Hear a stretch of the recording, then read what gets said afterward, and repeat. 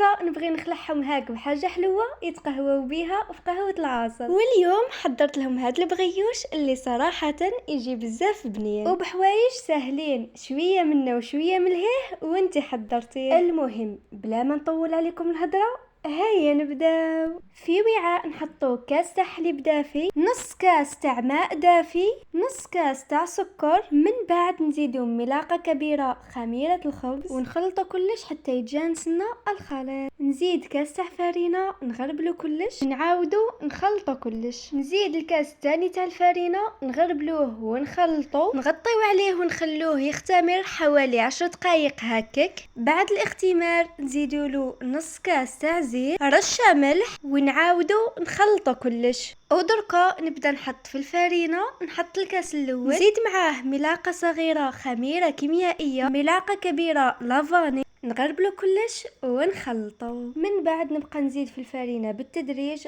هكا بالملاعق حتى نتحصلوا على عجينه تكون تتلاصق في اليد. ما تحطوش الفرينه ضربه واحده وتقصحوا العجينه هنايا نحتاجوها تكون رطبه وتتلاصق في اليد. ندهنوا الوعاء تاعنا بشويه زيت، وتاني نحطوا العجين وندهنوا السطح نتاعو، نغطي عليه ونحطه في بلاصه تكون دافيه باش يختمر ويتضاعف الحجم نتاعو. بعد الاختمار العجين تاعي نقسمه ل 11 كره. نبدا بالكره الاولى نحطها فوق سطح العمل، نبدا نحل فيها بيدي برك، ما ديروا لا حلال لا والو. وتاني غير ما كان له تستعملوا الفرينه باسكو ما غاديش تلصق معاكم. المهم نحط لها شويه زبده ونبدا نحل فيها بشكل دائري كما راه موضح في الفيديو. نحط شوكولا للطالي ونبدا نلوي في داك العجين غير بشويه، نسيي نضغط غايه باش ما يخرجش معنا الحشو. تاني في الاخير نسيي نزير غايه على الحواف حتى نتحصلوا على كم من هاك. من بعد نحطهم في صني اللي يكون مدهون بالزيت ومرشش بالفرينه، نغطي عليهم ونخليهم يخمروا للمره الثانيه حتى يتضاعف الحجم نتاعهم. بعد الاختمار ندهنهم بشويه بيض اللي كنت زدت معاه شويه خل وشويه لافاني. وبالنسبه للتزيين حطيت لهم شويه كاوكاو ايفيلي، ندخلوهم يطيبوا على فرن يكون مسخن مسبقا،